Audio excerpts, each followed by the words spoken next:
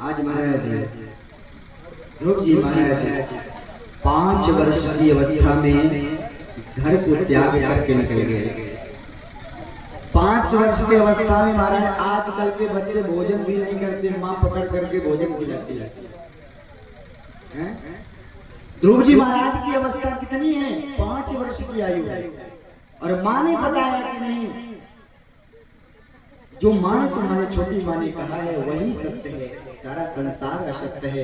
एक परमात्मा को प्राप्त कर लोगे, पिता से बढ़कर के पदवी मिल जाएगी, पिता से बढ़कर के नाम हो जाएगा। और ध्रुव जी महाराज 5 वर्ष की अवस्था में घर को छोड़ दिए, राज्य को त्याग दिए, जंगल की ओर चल दिए, अकेले, कोई नहीं है। और जिस दिन एक बात और है, हृदय में जब भक्ति विराजमान हो जाए, भगवान को प्राप्त करने के लिए चाह हो जाए, उस दिन भगवान आपका साथ कभी नहीं छोड़ते हैं।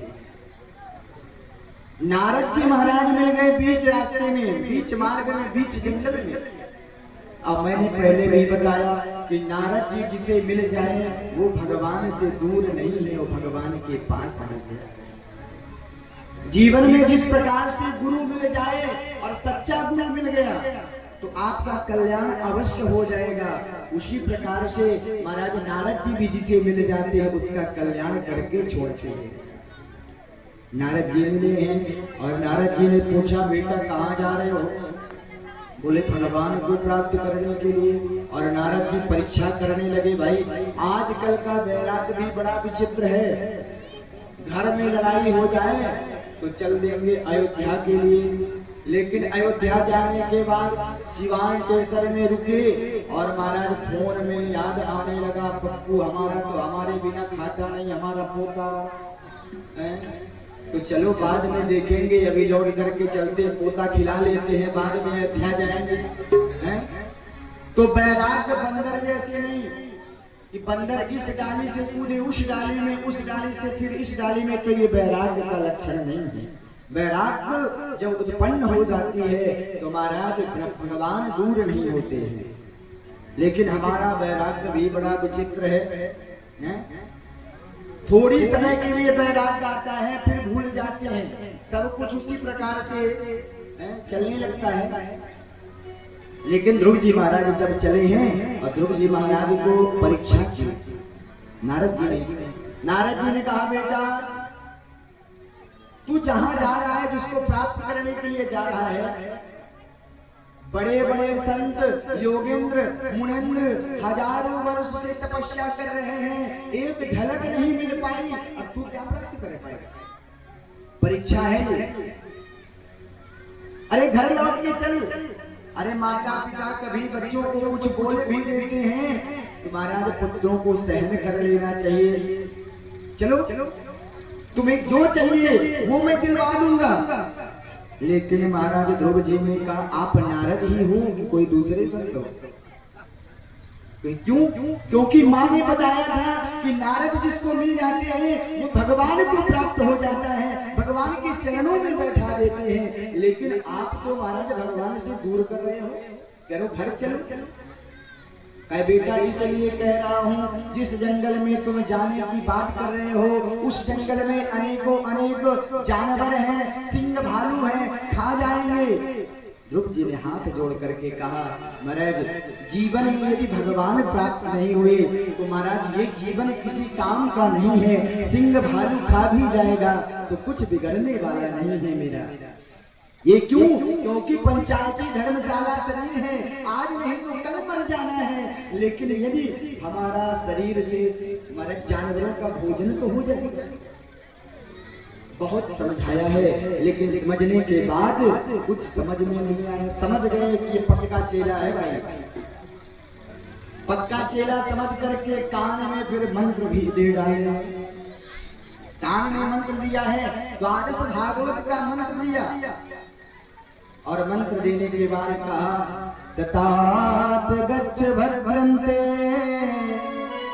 यमुनायाः तटम शुचि पुण्यम मधुवनम तत्र सानिध्यम नित्यदा। बेटा यमुना किनारे चले जाओ और यमुना तट के नीचे मधुबन है, मधुबन में जाकर के भजन करना। मुझे पूर्ण विश्वास है कि तुम्हें भगवान की प्राप्ति जरूर हो जाएगी।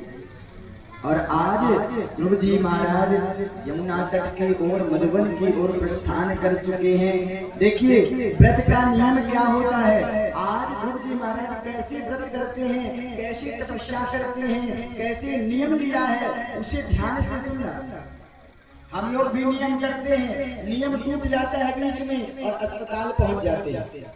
नियम मैंने पहले भी बताया, भागवत का नियम है कि व्रत रह सको तो ठीक है, नहीं रह सकते तो एक समय फलाहार एक समय आहार, और यदि वो भी ना हो पाए तो दोनों समय आहार करो, लेकिन भगवान की कथा सुनने में मन लगे। आज ध्रुव जी महाराज पहुंचे हैं कहाँ? यमुना जी के तट पर सुंदर वट वृक्ष है और वहीं पर चबूतरा बना है, और चबूतरे के पास नारद जी ने जो मंत्र दिया है उस मंत्र का जाप करना प्रारंभ कर दिए। लेकिन नियम किस प्रकार? यहाँ पर भागवत में लिखा है, तिरातांते तिरातांते कपित मदिरासना। 3 दिन तपस्या में बैठते हैं, चौथे दिन जगते हैं और एक समय में कैथा और बैर दुर्वा बेलपत्र खाते हैं। 3 दिन में एक दिन। और कौन सा मंत्र चल रहा है, आइए हम लोग भी गायन करें उस मंत्र का। हो सकता है जिस प्रकार से ध्रुव जी महाराज को वो झांकी प्राप्त हुई है, हम बैठे बैठे कथा में भी उस झांकी को प्राप्त करेंगे। ओम नमो भगवते वासुदेवा, ओम नमो भगवते वासुदेवा, ओम नमो भगवते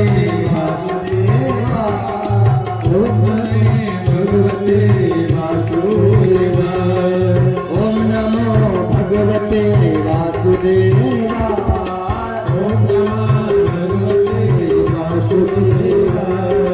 वासुदेवाय वासुदेवा, वासुदेवाय वासुदेवा, वासुदेवा वासुदेवा, वासुदेवा वासुदेवा, ओम नमो भगवते वासुदेवा।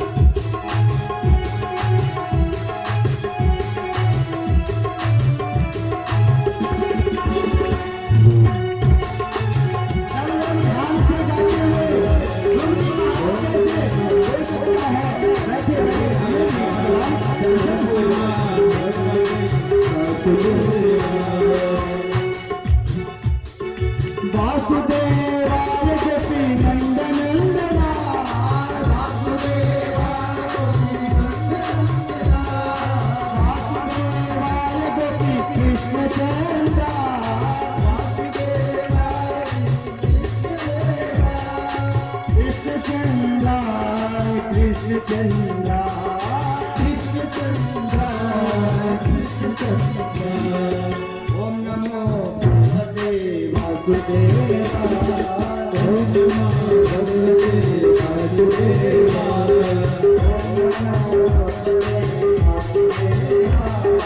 ओम नमो भगवते वासुदेवा।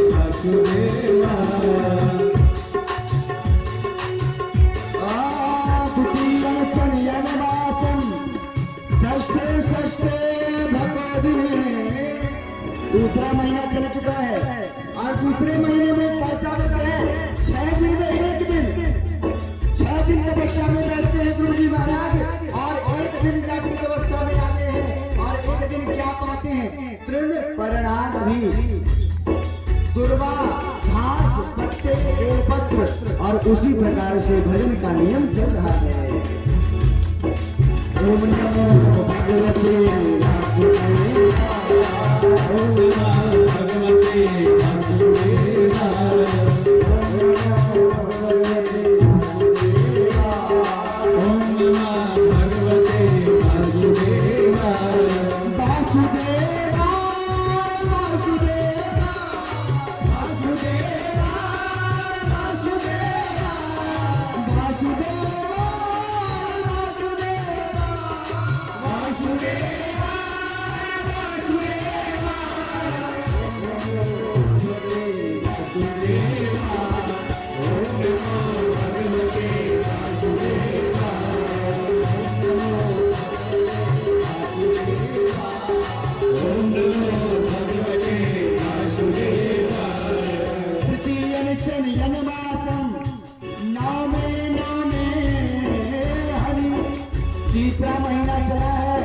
ध्रुव जी महाराज 9 दिन में एक बार क्या लेते हैं? जल। हानि मतलब जल। अब भक्षण महाराज 9 दिन की तपस्या में बैठ करके 10वें दिन जागृत अवस्था में आते हैं तो सिर्फ जल पान करते हैं और उसी प्रकार से फिर से तपस्या में बैठ जाते हैं। ओम नमो भगवते वासुदेवाय। ओम नमो भगवते वासुदेवाय। ओम नमो भगवते वासुदेवाय। ओम नमो भगवते वासुदेवाय। और महाराज चतुर्थ मास आया है, चौथे महीने में भजन का और महाराज आगे बढ़ा लिया। कहते चतुर्थम अपि वै मासम द्वादशे हनि। और कहते हैं चौथे महीने में कहते हैं कि महाराज 12 दिन में एक बार हनि मतलब वायु सांस लेते हैं। सब त्याग दिया, फल त्याग दिया है, वायु को त्याग दिया है, जल को त्याग दिया और महाराज एक बार सांस लेकर के और भजन करते हैं। वैदिक प्रक्रिया में महाराज कुंभक रेचक योगियों के द्वारा एक ऐसी प्रक्रिया होती है कि सिर्फ सांस लेकर के भी भजन किया जा सकता है। उसी प्रकार से ध्रुव जी महाराज भी, क्योंकि नारद जी के चेले हैं, नारद जी ने इतनी योग के बारे में बताया, भजन का मार्ग बताया, ध्यान के बारे में बताया है और वही ध्यान की पद्धति ध्रुव जी महाराज ने निकाला है और उसी प्रकार से भजन प्रारंभ कर दिया। ओम नमो भगवते वासुदेवाय। ओम नमो भगवते वासुदेवाय। ओम नमो भगवते वासुदेवाय। वासुदेवा वासुदेवा वासुदेवा वासुदेवा वासुदेवा वासुदेवा। ओम नमो भगवते वासुदेवाय। ओम नमो भगवते वासुदेवाय। ओम नमो भगवते वासुदेवाय। ओम नमो भगवते वासुदेवाय।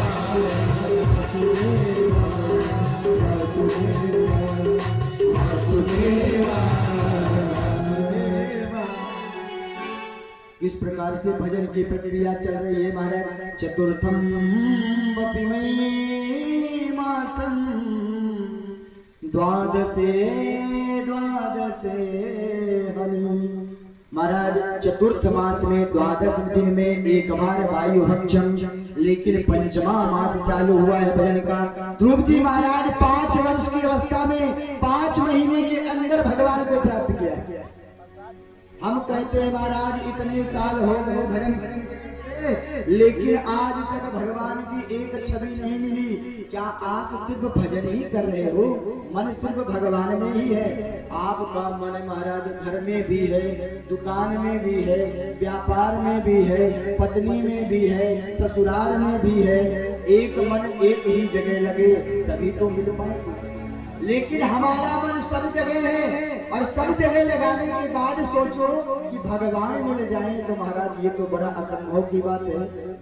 ध्रुव जी महाराज ने 5 वर्ष की अवस्था को माँ को भी भूल गए। भजन के माध्यम से माँ को भी भूल करके जब भजन किया है तो 5वां महीना लगा है और 5वें महीने में क्या हुआ?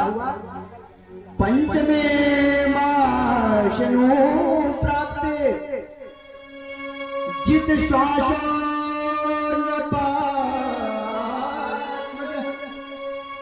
ध्याय ब्रह्म पदैतेन तस्थौ निष्ठानोरिवाचलम्। 5वां महीना लगा है। ध्रुव जी महाराज ने एक अंगूठा में खड़े होकर के और दोनों हाथों को ऊपर उठा करके बाहु को खड़े करके भजन की जो पद्धति अपनाई है, अंगूठा से धरती में गड़ाया है और जो श्वास लिया है, पूरे संसार की वायु अवरुद्ध हो गई। देवता लोग झटपटाने लगे, जीवों को सांस खत्म होने लगा, क्योंकि संसार की सारी वायु समाप्त हो गई। ध्रुव जी महाराज के हृदय में विराजमान हो गई। देवता भागे, कहा भगवान के पास आए हैं और भगवान से निवेदन करने लगे। भगवान ने कहा भाई क्या हुआ? देवताओं ने कहा पता ही नहीं चलता हुआ क्या है, न दैत्यों का आक्रमण हुआ है न कोई ऐसी बात हुई है, लेकिन हम तो मरे जा रहे हैं क्योंकि सांस लेते नहीं बनता है। नैवं विदामो भगवन् प्राणनाथ चराचरस्य अखिल शब्दधाम विदेहि तन्नो प्रजुनाति मोक्षम् प्राप्ता वयं तं शरणं शरणं। प्रभु पता नहीं ये हो क्या रहा है, हम तो सांस भी नहीं ले पा रहे हैं। और भगवान ने नेत्र बंद करके देखा है। देवता घबराओ मत, मेरा छोटा सा भक्त मेरे भजन में बैठा है, इसी के कारण सारी वायु अवरुद्ध हो गई है।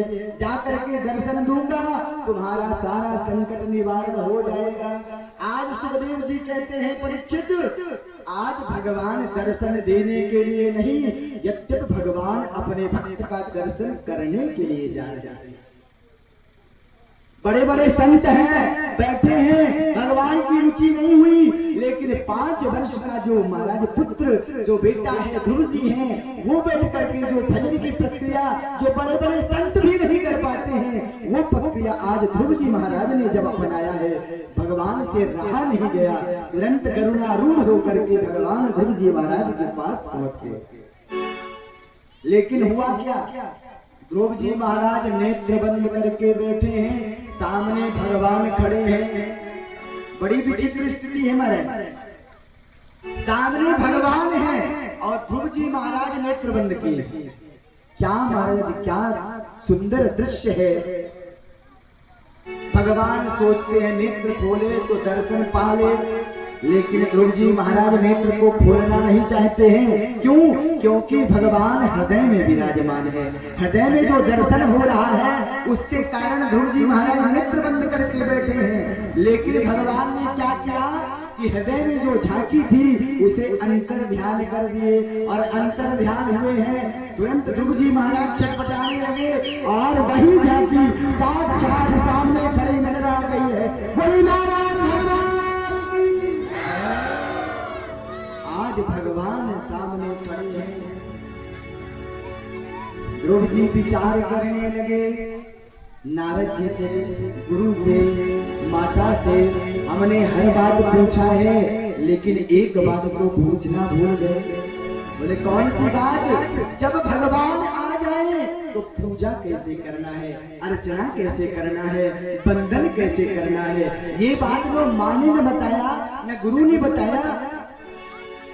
क्योंकि 5 वर्ष के अवस्था में ध्रुव जी बहुत पढ़े लिखे तो थे नहीं कि बड़े हो गए थे। वेद मंत्र आए तो वेद मंत्र को पढ़ करके महाराज स्तुति कर ले। और महाराज भगवान भी टुकुर टुकुर भगवान ध्रुव जी को देख रहे हैं और ध्रुव जी महाराज भी भगवान को देख रहे हैं।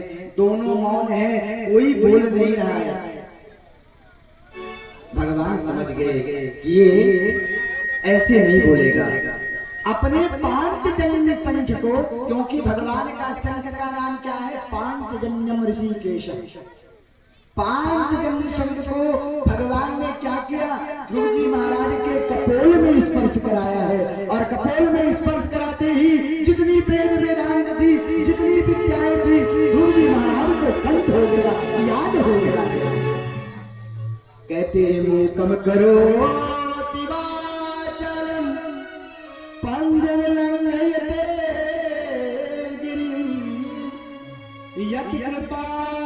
हम बंदे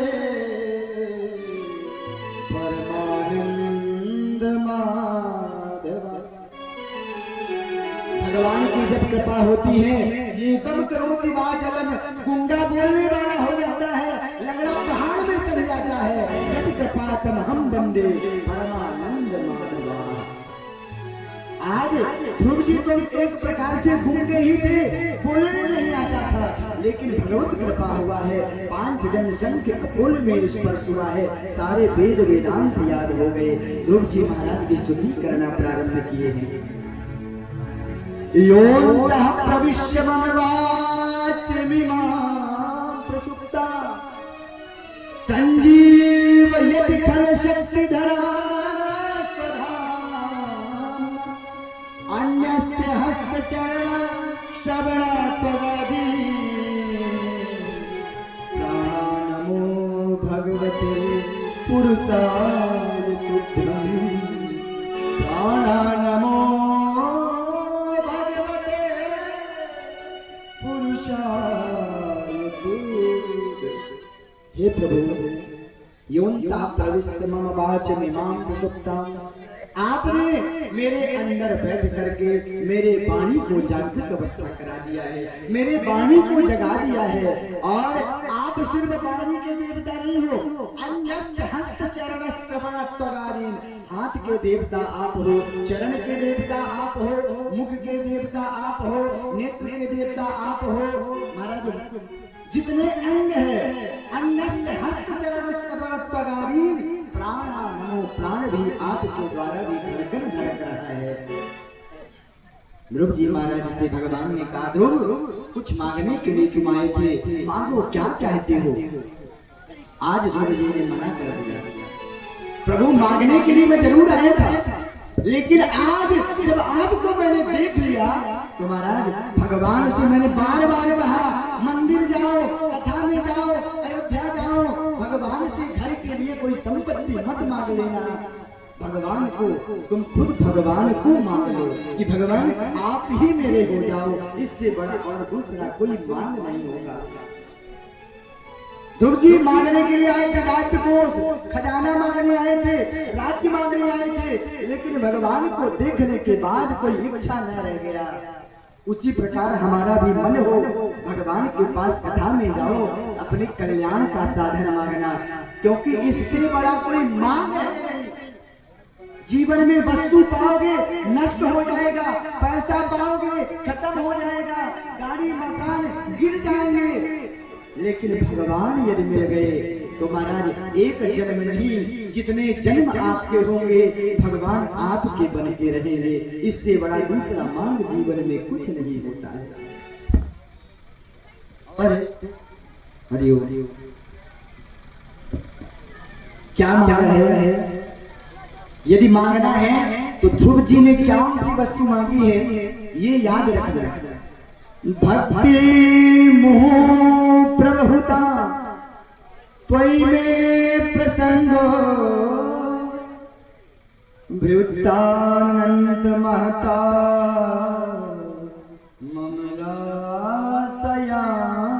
ममलासयान एना सोण मणुमणा व्यसनं प्रराब्धिं एने भवत गुण कथा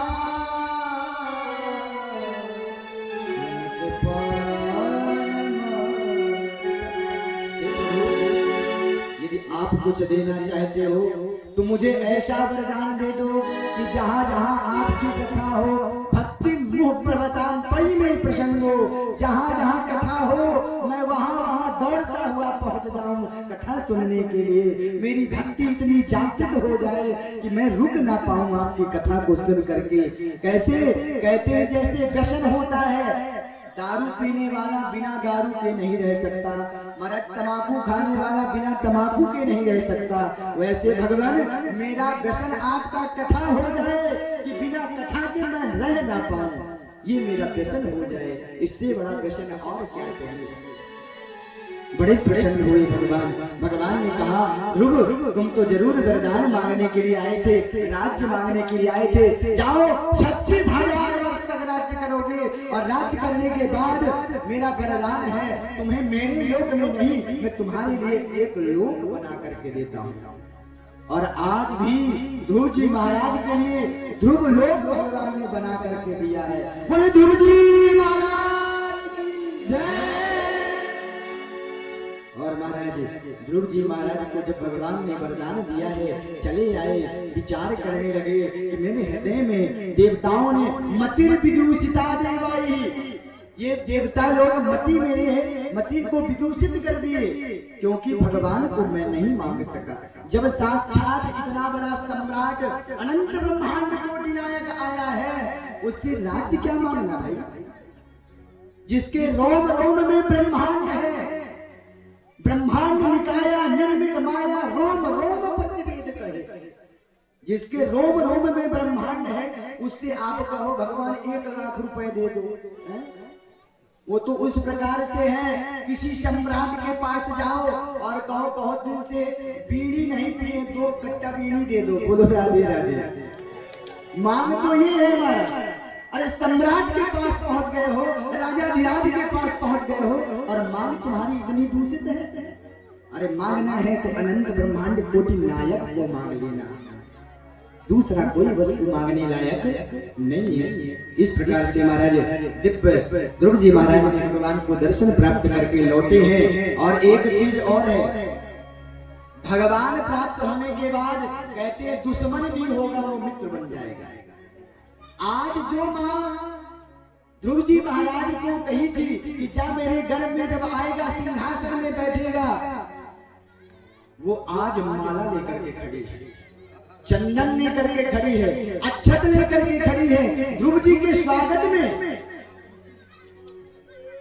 महाराज उत्तान पाद आए हैं। और एक बात है ध्रुव जी के अंदर भी देखिए, कोई भगवत प्राप्त करने के बाद महाराज हम तो भगवान को प्राप्त कर लिए, आज आए क्या अभिमान नहीं। ध्रुव जी महाराज सबके चरणों में लौट गए, पिता के चरणों में लौट गए, माँ के चरणों में लौट गए, संतों के चरणों में लौट गए कि माता पिता आपके कृपा से मैंने आज इतनी बड़ी भगवत भक्ति को प्राप्त किया है। क्यों? हर एक वस्तु यदि जीवन में प्राप्त हो, उसमें कोई ना कोई अंश गुरु का होता है, माता पिता का होता है, ब्राह्मणों का आशीर्वाद होता है, पूर्वजों का कृपा होता है। तो आप कोई वस्तु प्राप्त करो, ये मत सोचना कि ये मेरा है, सब में किसी न किसी का अंश विराजमान होता है।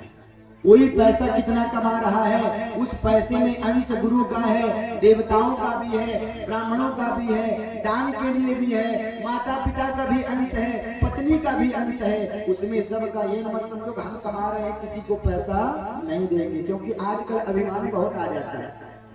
जितनी भी वस्तु आपके पास आ रही है किसी न किसी की कृपा से आ रही है, उसमें सबका अंश होता है।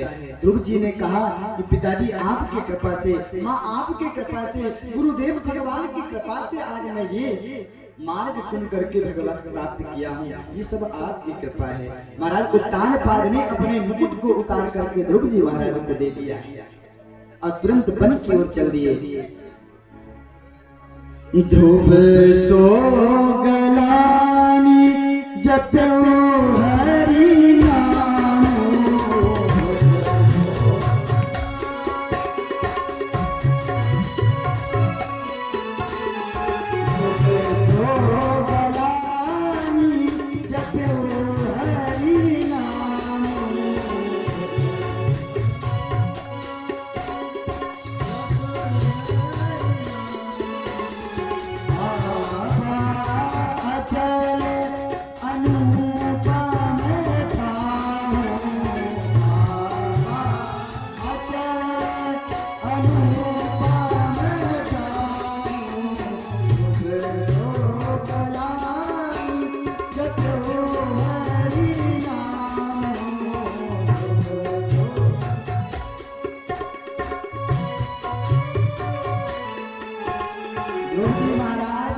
भगवान को प्राप्त करने के लिए कैसे गए थे? गलानी से, प्रेम से नहीं गए थे कि प्रेम उत्पन्न हो गया चलिए गलान। ध्रुव जी गलानी के माँ के वचन के कारण वो जो है भगवत प्राप्ति करने के लिए गए। लेकिन महाराज कहते हैं जब एक दिया हो, दिया में तेल हो, दिया में बत्ती हो, तो एक चिंगारी की जरूरत होती है। ध्रुव जी महाराज पुराने ही बड़े भक्त थे, लेकिन एक माँ के चिंगारी के कारण दिया जल पड़ा, और दिया जल पड़ा तो भगवत प्राप्त कर लिए। और महाराज यदि वचन से किसी के भगवान प्राप्त हो जाए तो कितनी कथाएं हो रही हैं, सब भगवान को प्राप्त कर लेते। बोलो राधे राधे। अरे किसी में तेल ही ना हो, बत्ती ना हो, तो कितना माचिस मारते रहो, जब तक तेल और बत्ती दीपक में नहीं आएगा तब तक वो जलने वाला नहीं। इसीलिए तेल बत्ती पहले से रखो, इंतजाम करो, और माचिस संत अपना माचिस लगा देंगे, भक्ति का दीप प्रज्वलित हो जाएगा आपके जीवन में। ध्रुव जी लौट करके आए हैं, व्यतीत होने लगा दिन, लेकिन एक दिन की बात है, उनके जो भाई है उत्तम का लड़ाई हो गया यक्षों से, और यक्षों द्वारा महाराज उत्तम मारे गए। ध्रुव जी महाराज को बड़ा क्रोध आया है, धनुष बाण निकाल ली है और धनुष बाण लेकर के यक्षों को मारना प्रारंभ किए। 1000 यक्षों को समाप्त कर दिया और महाराज मनु जी महाराज आकर के रोकने लगे। अलम्बस्सातिरोषेण तमो द्वारेण पापमयम्। देखिए एक बात और है, भगवान को प्राप्त कर लेना ठीक है, लेकिन जीवन में यदि सत्य का संग प्राप्त नहीं हुआ है, सत्संग प्राप्त नहीं हुआ है, आप गलत कर्म करने लग जाओगे। ध्रुव जी महाराज किसको प्राप्त किए? भगवान को, लेकिन 1000 यक्षों को मार बैठे। क्यों? क्योंकि सत्संग जीवन में प्राप्त नहीं हो पाया है। सत्संग हमें मार्ग देती है, हमें कैसे चलना है, कहाँ रहना है, भाई से क्या रिश्ता होना चाहिए, पिता से कैसा हमारा व्यवहार हो, पत्नी से कैसा व्यवहार हो, माता पिता से कैसा व्यवहार हो, ये हमें कौन बताएगा? कथा बताएगी, हमें सत्संग बताएगा। और महाराज ध्रुव जी महाराज आए हैं, हजारों यक्षों को मार दिया। बड़े बड़े पूर्वज आकर के रोके, ध्रुव जी ये आप क्या कर रहे हो? भगवत प्राप्ति के बाद भी आपने कितना बड़ा कदम उठा लिया है। ध्रुव जी को जब सत्संग मिला, ज्ञान मिला है, तब रुके हैं और आकर के कुबेर से माफी मांगे हैं।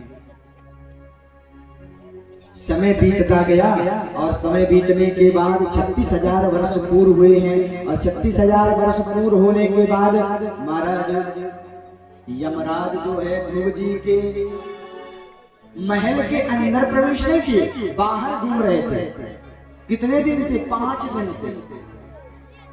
कहते हैं कि जो भक्त होता है, भक्त के घर में भक्ति जहां विराजमान है, मृत्यु देवता वहां प्रवेश नहीं कर पाते। कितना भी आयु उसका आ जाए मरने का, लेकिन वो वहां यदि बैठा है तो उसको मार नहीं सकता। जब एक दिन सूर्य अर्घ देने के लिए ध्रुव जी बाहर निकले, तब मृत्यु देवता सामने आए, हाथ जोड़ा है। महाराज कहने लगे आपकी आयु तो पूरी हो गई, 5 दिन और अधिक आप जी लिए हो। बोले तो? बोले आपको अब चलना पड़ेगा। बोले रुक जाओ, नित्य कर्म कर ले तब चलेंगे।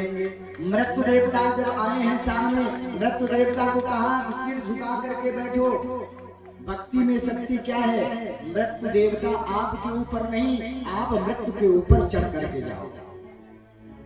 पापी के ऊपर मृत्यु देवता गले में फांस लगा के निकालते हैं, लेकिन जो भक्त होता है, भक्त मृत्यु के ऊपर चढ़ करके जाता है। आप ध्रुव जी महाराज ने कहा मृत्यु से सिर झुका, और सिर झुकाए हैं। मृत्यु मूर्धनिम पदम दत्वा आदुरोहाद गुरुम।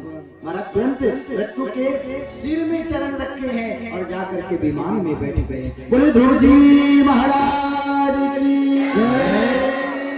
इस प्रकार से महाराज ध्रुव जी का आगे चल करके महाराज अंग का जन्म हुआ है। अंग बड़े महात्मा थे, लेकिन उनका विवाह मृत्यु के पुत्री सुनीठा देवी से हो गया। सुनीठा देवी, क्योंकि देखिए जो पुत्र होता है या पिता में जाएगा या माता में जाएगा, कोई ना कोई अंश जरूर होता है। तो अंग के पुत्र महाराज अपने माता के ऊपर चले गए, मृत्यु पुत्री सुनीठा के ऊपर चले गए हैं। और मृत्यु पुत्री महाराज किस प्रकार से होती है आप जानते ही हो। मृत्यु देवता इतने भयंकर, तो उनकी पुत्री भी और भयंकर होगी। बोलो राधे राधे। महाराज जब अंग ने देखा है कि मेरा पुत्र बहुत उटपटांग करने लगा, छेड़खानी करने लगा, डकैती करने लगा है, तो अंग ने क्या किया, एक गुफा में जाकर के घुस गए। सब लोग ढूंढने लगे कि राजा बिना महाराज राज्य कैसे चलेगा। संतों ने आकर के जब बहुत दिन बीत गए, तो महाराज बैन को ही राजा बना दिया है। अब राजा बनने के बाद दुष्ट राजा बन जाए तो महाराज वो अपना हुकूमत प्रारंभ कर देगा। सबसे पहले आया है, मंत्रियों से कहा जाओ पूरे गांव में ढिंढोरा पीट दो, न यष्टव्यम न दातव्यम न होतव्यम द्विजा क्वचित् इतन्नवार यद्धर्मं भेरी घोषेण सर्वसा। मेरे राज्य में यज्ञ नहीं होगा, व्रत नहीं होगा, भंडारा नहीं होगा, दातव्यम, कोई दान नहीं देगा। यदि कुछ करना है तो मेरे नाम का दान करो, मेरे नाम का हवन करो, मेरे नाम का महाराज पूजा करो। कोई आदमी कहे कि मेरे नाम का हवन करो, मेरे नाम का पूजन, मेरी मंदिर बनवा करके पूजा करो, तो कैसा लगेगा?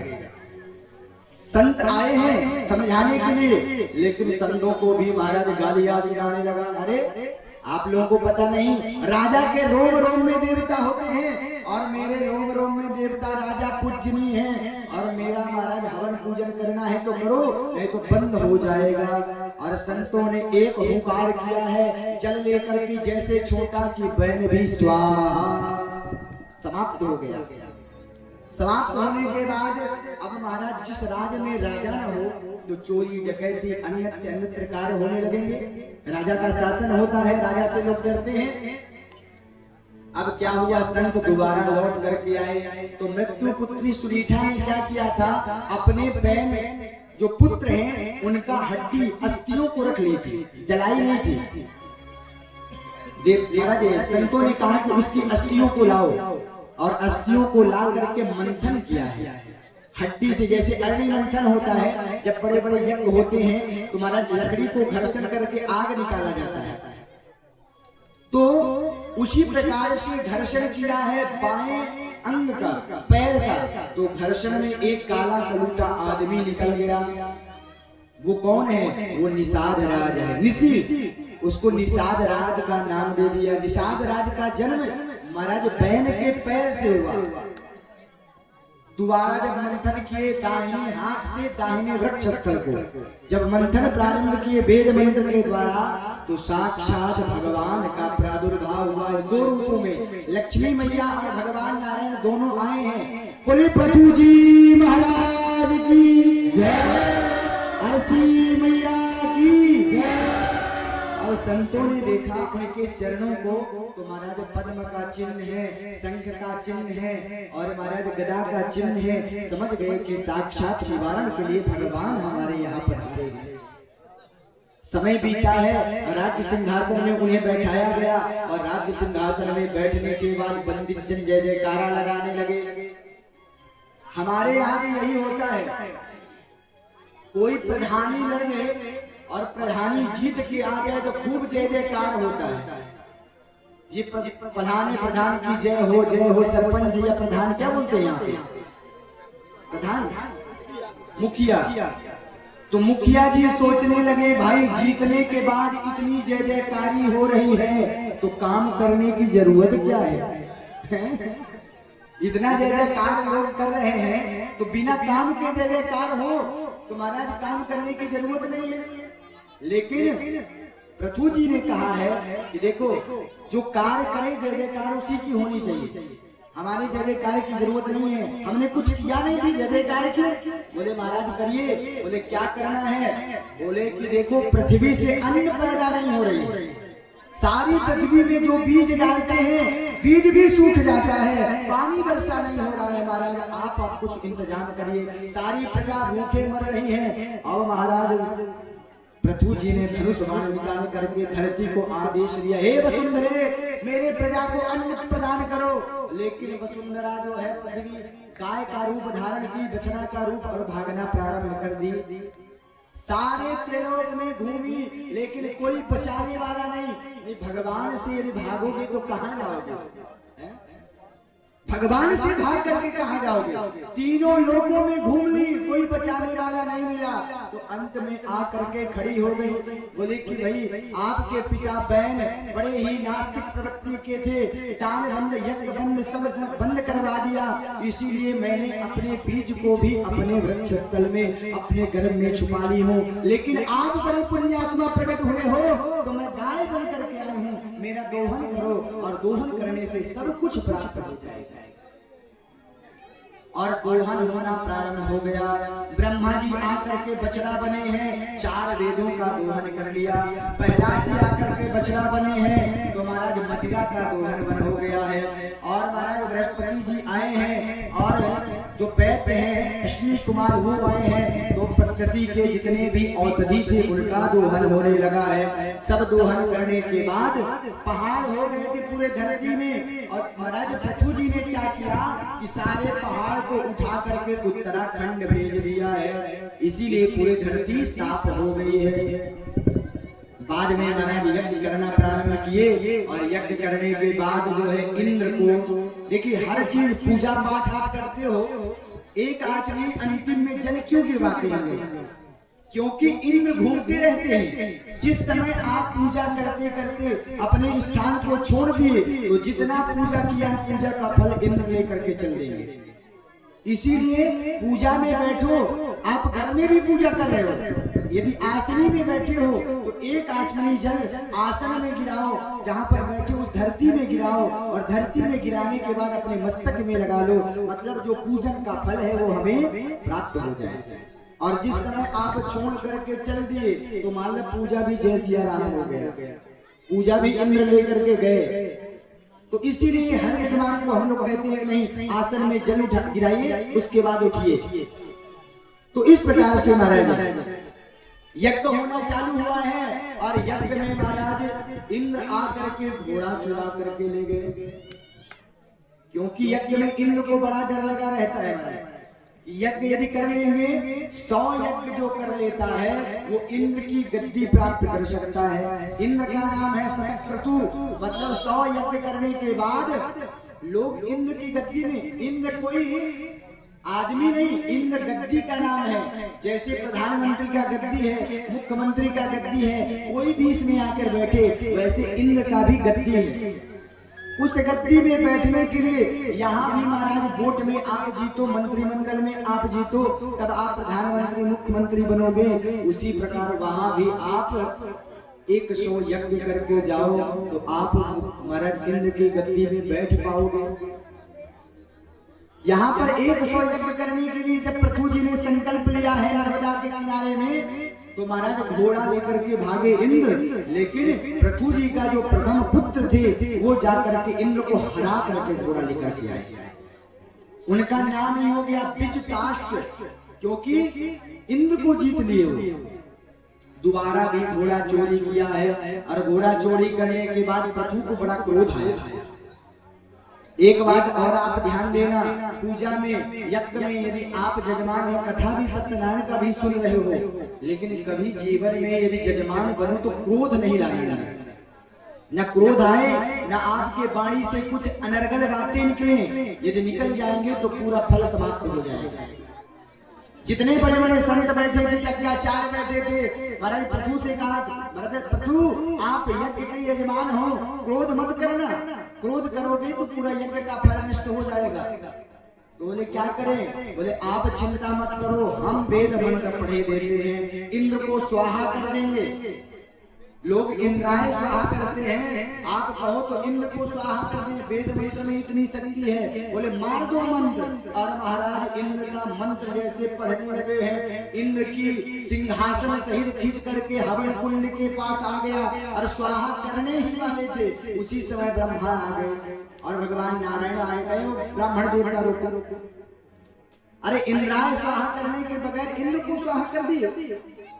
प्रकृति का नियम है, प्रकृति समाप्त हो जाएगी, आप ऐसा मत करो। और महाराज पृथु भी रुक गए। बाद में भगवान कहने लगे, पृथु यदि आप भले 50 यज्ञ किए हो, जाओ तुम्हें 100 यज्ञ का फल हम देते हैं, क्या चाहिए? पृथु जी ने कहा, मैं इंद्र की गद्दी प्राप्त करने के लिए यज्ञ नहीं कर रहा, मैं आपको प्रसन्न करने के लिए यज्ञ कर रहा हूँ। मुझे इंद्र की गद्दी की आवश्यकता नहीं। इंद्र जो इतने डरे हुए हैं, घोड़े चुरा चुरा लेकर के जा रहे हैं, वो गद्दी की जरूरत नहीं, मुझे तो खुद गद्दी मिली हुई है और मैं चाहता हूँ मेरे यज्ञ से आप प्रसन्न हो जाओ। मैंने पहले भी कहा, भक्ति का क्या स्वरूप है? भक्ति का स्वरूप है इति सुखि सुखतम इति प्रेम लक्षणम। जिस कर्म से भगवान प्रसन्न हो वही भक्ति कहलाती है। और पृथु जी महाराज ने कहा, प्रभु जो मैं यज्ञ कर रहा हूँ उस यज्ञ से आप प्रसन्न हो, मुझे यही वरदान चाहिए, दूसरा कुछ नहीं। यदि आप देना भी चाहते हो तो एक वरदान और दे दो, 10,000 कान दे दो। बोले महाराज 10,000 कान? अरे लोग 2 कान से भी परेशान हैं, आप 10,000 कान मांग रहे हो, बोले क्या करोगे? बोले प्रभु ये 2 कानों से कथा सुनते सुनते पेट नहीं भरता है। जब हमारे 10,000 कान हो जाएंगे, जहाँ भी कथा होगी वहाँ पर महाराज दिव्य अमृतमय कथा हमारे 10,000 कानों से अंदर जाएगा। इससे बड़ा और क्या हो सकता है? बोले भक्तवत्सल भगवान की जय। महाराज भगवान बड़े प्रसन्न हुए प्रभु जी के इस स्वभाव से। आगे चल करके महाराज प्रभु जी के यहाँ 4 कुमार आए हैं, सनत सनंदन सनातन सनत कुमार, और बहुत सुंदर उपदेश दिया है। उन्होंने कहा कि महाराज ऐसा उपदेश दो कि हमारे पूरे प्रजा के कल्याण हो। प्रजा के कल्याण का प्रश्न पूछा है, और महाराज प्रजा के कल्याण के लिए उन्होंने बताया, कहा कि जीवन में 2 रस्सियों को त्याग दो, महाराज कल्याण हो जाएगा। बोले कौन कौन से? कहने लगे एक मेरा और एक मैं।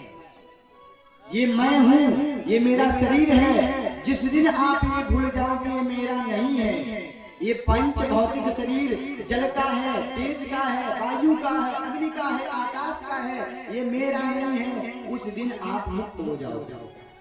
आप अयोध्या जाओ, और अयोध्या जाने के बाद रूम लो मंदिर में हमारे, और आप कहो महाराज ये रूम तो हमारा हो गया। तो जितने दिन के लिए आप आए हो उतने दिन के लिए आप है। 2 दिन बाद आपको रूम से नहीं जाओगे तो जबरदस्ती निकाल दिया जाएगा। बोलो राधे राधे। क्यों? क्योंकि आप 2 दिन के लिए रूम लिए हो, रूम बुक किए हो। आप कहो ताला लगा दो कि हमारा है। उसी प्रकार से ये शरीर भी भगवान कुछ दिनों के लिए दिए हुए हैं, और जिस दिन उनका मन पड़ेगा वो शरीर ले लेंगे, आपका रखा रह जाएगा। तो ये मेरा और ये मैं, मेरा कौन? ये पत्नी, ये पुत्र, ये परिवार, ये पड़ोसी, ये आपके हैं। कौन कौन कह दे कि हमारा है? तुम्हारे मृत्यु के बाद कौन कौन आपके साथ गया है? हाथ उठा करके देखो। जितने आप कहोगे कि हम बाप के हैं, तो बाप मर जाता है तो आप बाप के साथ गए। आप कहोगे हम बाबा के हैं, तो बाबा चले गए। आप तो यही हो, बाबा के हो तो बाबा के साथ चले जाते, नहीं जाओगे, क्योंकि आप बाबा के नहीं हो। कोई भी जितने लोग हैं वो कोई किसी के नहीं है। इसीलिए कितना सुंदर भजन कहता है, साथी है मित्र गंग के जल बिंदु पान तक। जितने भी आपके साथी हैं, वो जिस दिन आप गंगा जल पिलाते हो अंतिम में कि भाई गंगा जल पिला दिया जाए, उतने समय तक सब साथी हैं। साथी है मित्र गंग के जल बिंदु पान तन। आप कहोगे पत्नी हमारी है, अरे धांगनी चलेगी केवल मकान तक। पत्नी सिर्फ मकान तक विदा करेगी, आगे जाने का अधिकार उसका भी नहीं है। जिसे कहते हो मेरा, ये मेरी पत्नी है, मरने के बाद वो मकान से एक पैर आगे नहीं बढ़ाएगी।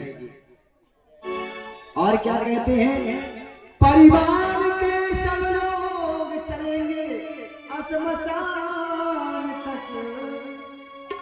परिवार का तो मेरा परिवार है, वो कहां तक जाएगा? श्मशान घाट तक। श्मशान घाट के अलावा दूसरा जगह और जाने की मोहलत उनका भी नहीं है।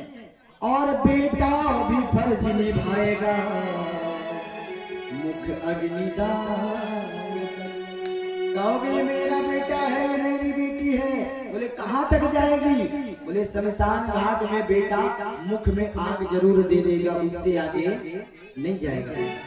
तो कहते भाई क्या जाएगा उससे आगे? इससे आगे कुछ जाने वाला है? देखो 2 प्रकार के नोट होते हैं पैसा। आपको विदेश जाना है तो वहां का पैसा आपको कन्वर्ट कराना पड़ेगा, जहां पर महाराज मुद्राएं चलती हैं। अलग अलग प्रदेशों में अलग अलग मुद्राएं हैं।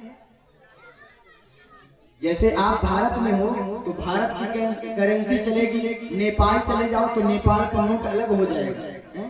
उसी प्रकार से यहाँ तो आप नोटों से सब कुछ खरीद सकते हो, लेकिन ऊपर वाला नोट तो बदलना पड़ेगा। वहां पर कौन सा नोट चलता है? अरे इससे तो आगे इससे तो आगे मरने के बाद आगे क्या जाएगा?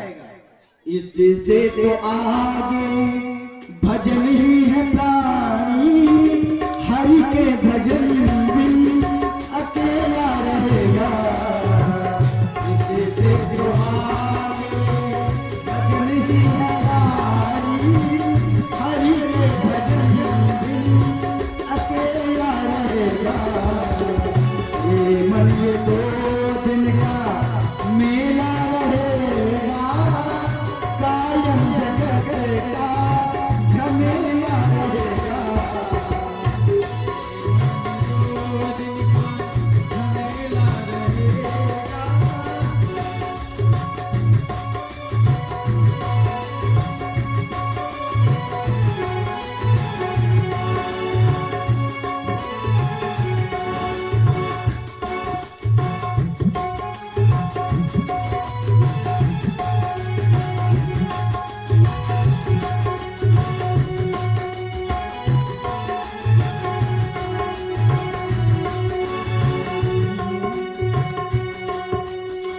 कहते हैं कितना भी कुछ कमा लो सब रहेगा। एक राजा था, राजा ने कहा महाराज मरने के बाद जितना भी मैं कमाया हूँ सोना आभूषण मोती अंगूठी सब लेकर के जाऊंगा। राजा को कौन मना करे कि महाराज यही रह जाएगा। मरने के बाद क्या हुआ, उसके लाश में सोना रख दिया गया, अंगूठियां हीरे मोती रख दिया गई और चले हैं। बड़े बड़े संत भी साथ में गए हैं और जैसे अग्नि लगाया गया हाथ से मोतियां नीचे गिर गई, स्वर्ण मुद्राएं नीचे गिर गए, कुछ नहीं गया। संत बड़े जोर हंसे। लोगों ने कहा महाराज राजा मर गया, हंस रहे हो? बोले राजा मर गया इसलिए नहीं हंस रहा। राजा ने जो कहा था कि मरने के बाद सब लेके चलू जाऊंगा मैं, कुछ यहाँ छोड़ूंगा नहीं, लेकिन कुछ नहीं गया, सभी यही रह गया है। इसको लेकर के हंस रहा है। रे मन मुसाफिर, रे मन मुसाफिर, रे मन मुसाफिर, रे मन मुसाफिर, रे मन मुसाफिर ये मेला रहेगा, कायम जगत का झमेला रहेगा।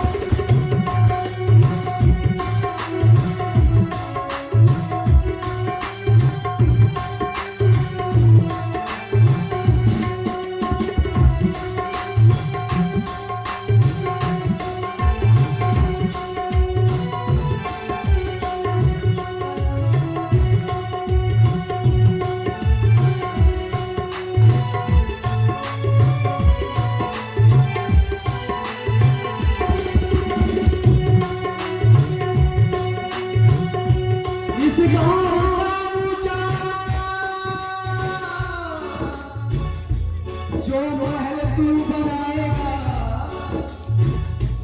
इस गांव का ऊंचा जो महल तू बनाएगा, इस गांव में लाखों करोड़ों रुपए तू कमाएगा। रथ हाथियों का झुंड किसी काम में न आएगा। जैसा तू आया था वैसा ही तू जाएगा, जैसा तू आया था वैसा ही तू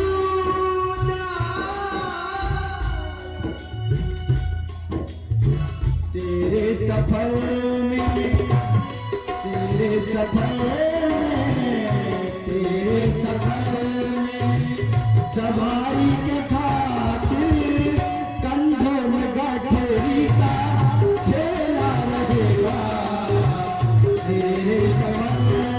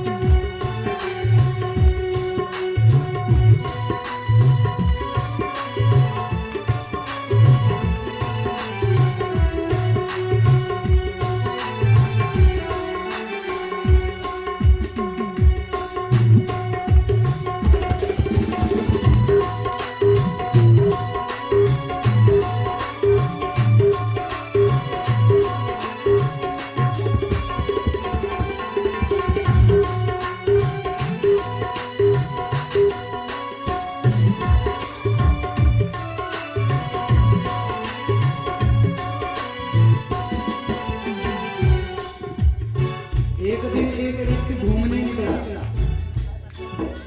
एक तरफ जंगल थे, एक तरफ शमशान घाट थे और बीच में एक हड्डी पड़ा हुआ है। जाते जाते उसने एक पैर में हड्डी से लात मार दी और उस हड्डी ने क्या कहा, एक दिन चले घूमने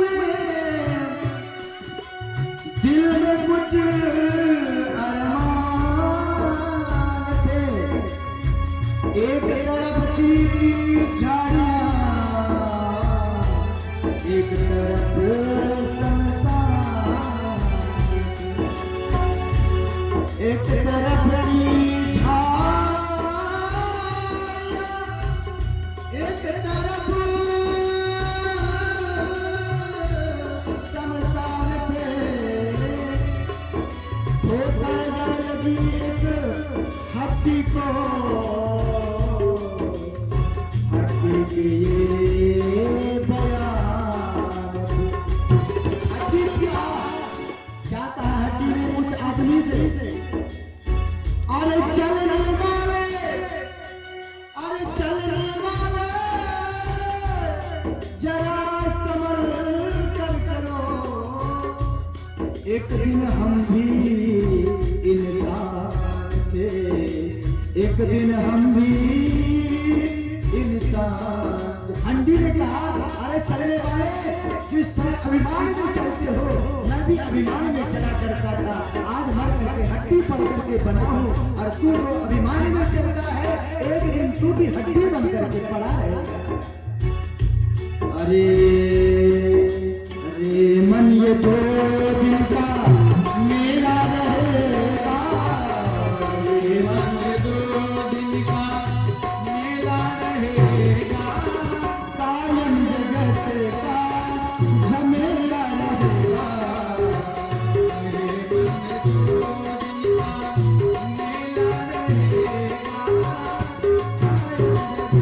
कायम जगत का झमेला रहेगा, अरे मन 2 दिन का मेला रहेगा, कायम जगत का झमेला रहेगा,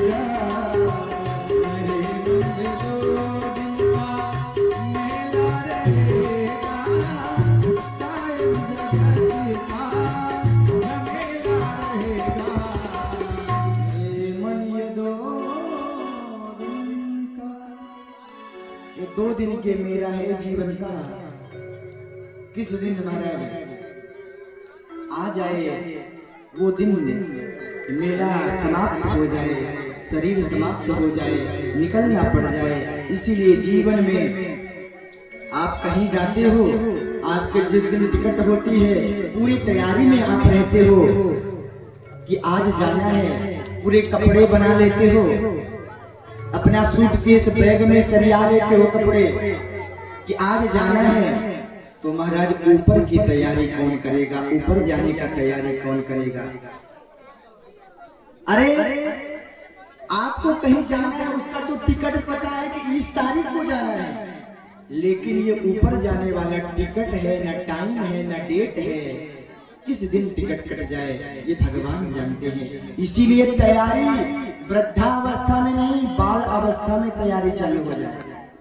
कैसी तैयारी? भजन की तैयारी, सुमिरन की तैयारी, भगवान से प्रेम की तैयारी, भगवान को प्राप्त करने की तैयारी, भगवान का व्रत करने की तैयारी। ये तैयारी जब बाल अवस्था में ध्रुव जी ने चालू किया है तब ध्रुव जी ने प्राप्त किया है। आप कहोगे महाराज बूढ़े हो जाए, नातनी की शादी हो जाए, पोते की शादी हो जाए, ये भी हो जाए, वो भी बाद में भजन करना है, तो महाराज काम काम करते करते कहीं काम से न चले जाना। बोलो राधे राधे।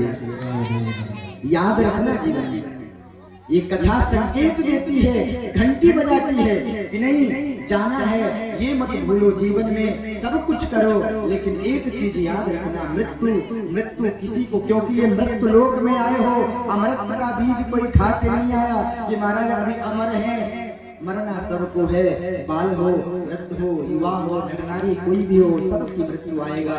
इसीलिए मरने वाला डरता कब है, जिसे एक बार में आए। लेकिन आप तैयार रहोगे तो कोई डर नहीं, कोई भय नहीं। जिस प्रकार से संत हर समय तैयार रहते हैं, जिस समय मृत्यु की कामना हो उस समय मृत्यु आ जाए, डर उनके अंदर नहीं, डर तो हमारे अंदर होता है। हमारा अभी ये काम बाकी है, अभी ये निपटा ले, अभी ये कर ले, तो हमारा काम काम में डर लगा रहता है। इसीलिए जीवन में डरने की जरूरत नहीं।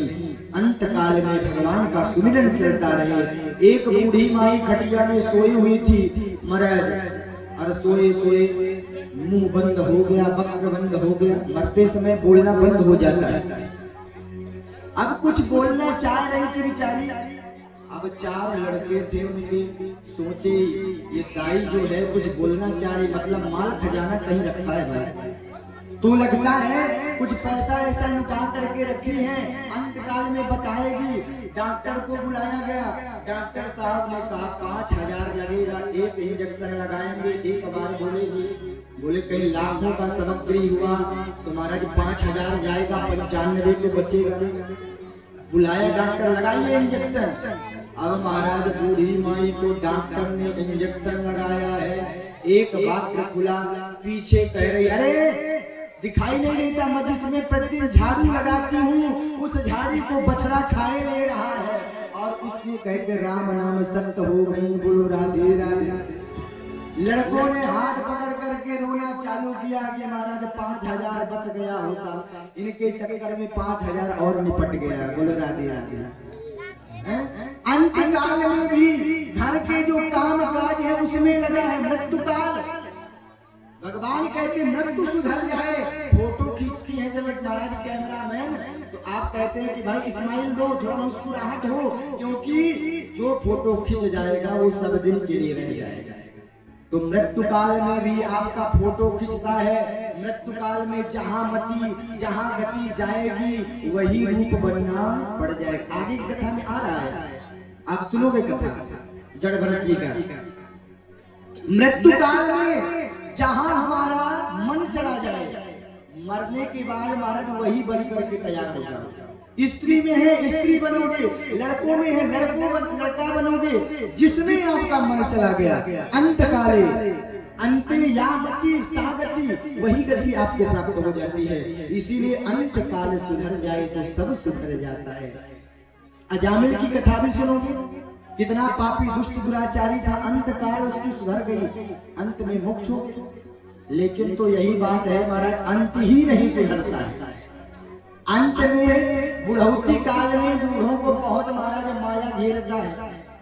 सही बताएं, अंत काल आ जाए तो माया और अधिक, युवावस्था में जितना माया नहीं घेरेगा उतना बूढ़े काल में घेरने लगेगा।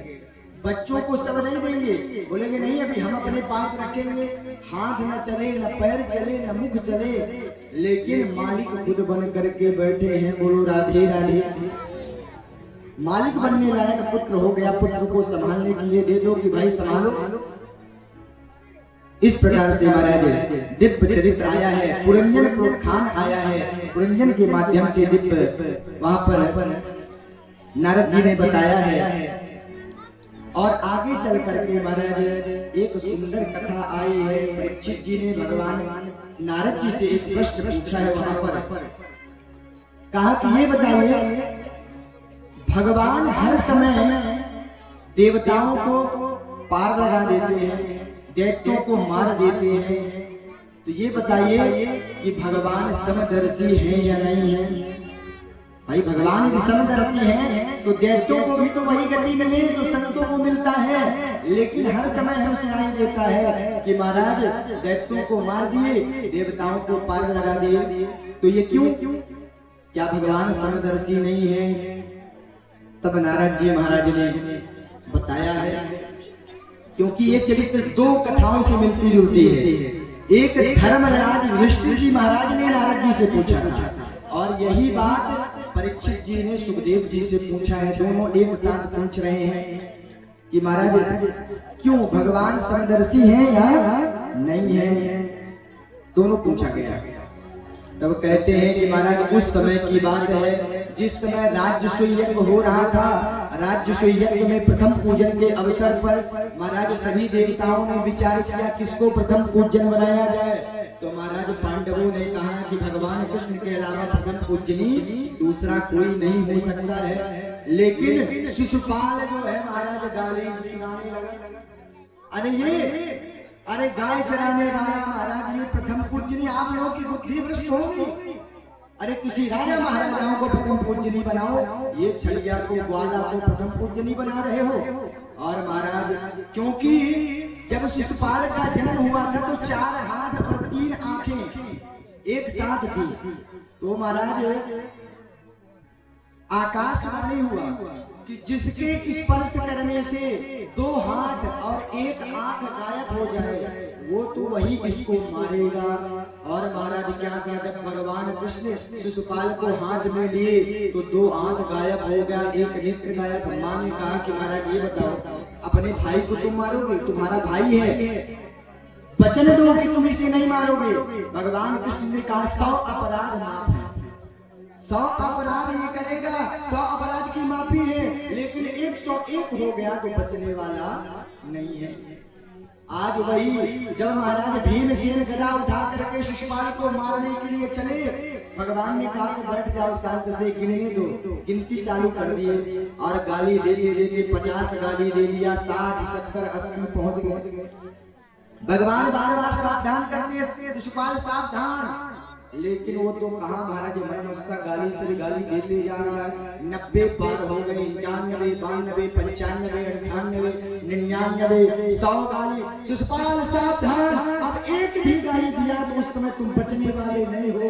और महाराज शिशुपाल ने एक गाली दे ही दी। भगवान सुदर्शन चक्र निकाल करके शिशुपाल के गले के मस्तक को छेद दिया है। और छेदने के बाद एक बड़ी ही अद्भुत प्रक्रिया हुई कि शिशुपाल के अंत से एक ज्योति निकली, भगवान के चरणों में विलीन हो गई। बड़े बड़े संत बैठे थे और बड़े बड़े महाराज रथी बैठे थे। वही समय युधिष्ठिर जी ने नारद जी से पूछा, महाराज ये बताओ इतना बड़ा पापी भगवान को गाली सुनाने वाला भी, इसकी आत्मा ज्योति जो है भगवान के चरणों में विलीन हो गई, क्यों? तब बताते हैं कि महाराज भगवान को चाहने का और भगवान को भक्ति के अलग अलग रास्ते हैं। गोपी कैसे चाही है, शिशुपाल कैसे चाहा है, कंस कैसे चाहा है, रावण कैसे चाहा है, सब अलग अलग प्रकार करके चाहे हैं। गोप्यः कामाद भयाद कंसो द्वेष्या चैत्यादयो नृपा संबंधात् कृष्णस्नेहा यूयं भक्त्या वयं विभो यूयं भक्त्या वयं विभो। कहते हैं राजा परीक्षित, गोपियां भी भगवान से प्रेम करती हैं काम भाव से। गोप्या कामाद भयाद कंसो, कंस जो है भगवान को प्रेम करता है लेकिन भय के द्वारा। जब से नारद जी ने कंस को बताया कि तुमको मारने वाला काला काला होगा, मुरली वाला होगा, पीताम्बर वाला होगा, महाराज जब से इतना भय हो गया कि दाल में अपने छाया में सोते हुए पर्दे के पीछे हर जगह भगवान दिखाई देने चालू हो गए। ये बताओ कितना बड़ा भी भक्त हो, भगवान सिर्फ मंदिर में दिखाई देते हैं, लेकिन इतना बड़ा भक्त कौन होगा भाई जिसको अपने छाया में भगवान दिखाई दे, पर्दे के पीछे भगवान दिखाई दे, दाल में जीने में भगवान दिखाई दे। इतना बड़ा भक्त कोई नहीं होगा। अरे अपने मित्र को तुम याद करोगे कब? शादी ब्याह होगा, कोई फंक्शन होगा तब याद करोगे, लेकिन दुश्मन को सोते बैठते देखते जागते महाराज हर समय याद आता है। इसने हमको ऐसा कहा छोड़ूंगा नहीं है? तो दुश्मन का याद बहुत आता है, मित्र का याद बहुत कम। कभी फंक्शन में और होली में हाय बाय हो गया, लेकिन दुश्मन को हर समय याद ही याद रहता है। उसी प्रकार से कंस महाराज भगवान को शत्रु मानता है, हर समय हर जगह दिखाई देते हैं। भगवान कहते हैं भले ही ये भय से भजन कर रहा है, लेकिन ये भजन हमारा कर रहा है। किसी व्यक्ति का नहीं कर रहा है। इसीलिए भयाद कंसो द्वेष्या द्वेष भाव से महाराज चेदी नरेश शिशुपाल जो है भगवान को द्वेष भाव से कर रहा है। और संबंधात वृष्ट स्नेह, संबंधी जो विष्णुवंशी हैं, भगवान के जो वंशज हैं, वो कोई कहता है मेरे मामा का लड़का है, कोई कहता है भतीजा है, कोई कहता है ये भांजा है, कोई संबंध बना करके भगवान को याद करते हैं। महाराज भगवान से संबंध जरूर होना चाहिए। हमें ये नहीं पता कि भगवान से कौन सा संबंध रखें, लेकिन भगवान से संबंध यदि माताएं अपने भगवान को बालक मान ले, भाई मान ले, जैसे द्रौपदी ने भाई बना लिया, कोई बालक बना लेता है, कोई कुछ संबंध, लेकिन भगवान से संबंध होगा तो भव पार जरूर हो जाएंगे। महाराज अंग जैसे बैन जैसे मत बनो कि कोई संबंध नहीं, दुश्मन के अलावा महाराज यज्ञ तप व्रत सब बंद करवा दे। जीवन में यज्ञ भी चले, व्रत भी चले, भजन भी चले, संबंध भी बना रहे हमारा, तभी जीवन का कल्याण जरूर हो जाएगा। उस समय की बात है जिस समय महाराज हिरण्याक्ष को भगवान ने बराह रूप धारण करके मारा, उसी समय से हिरण्यकश्यप कट्टर बैरी हो गया महाराज, और अपने भजन करने के लिए कहां पहुंच गया, मंत्रांचल पर्वत पर गया है। और मंत्रांचल पर्वत में ऐसा भजन किया है कि महाराज भगवान ब्रह्मा जी को आना पड़ा। ब्रह्मा जी आए और ब्रह्मा जी को आकर के देखा, ब्रह्मा जी ने जब व्रत देखा है बड़े आश्चर्यचकित रह गए। सते पे मंदर द्रोड़ा तप परम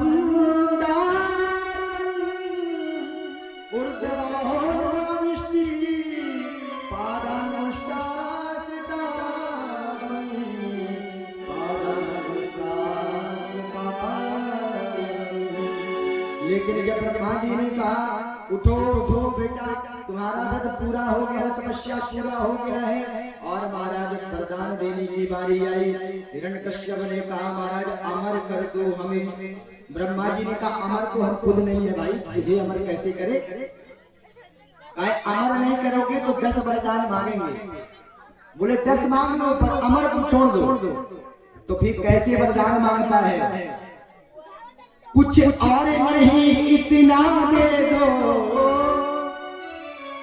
कुछ और नहीं इतना दे दो, ऊपर न मरो नीचे न मरो, ऊपर न मरो नीचे न मरो।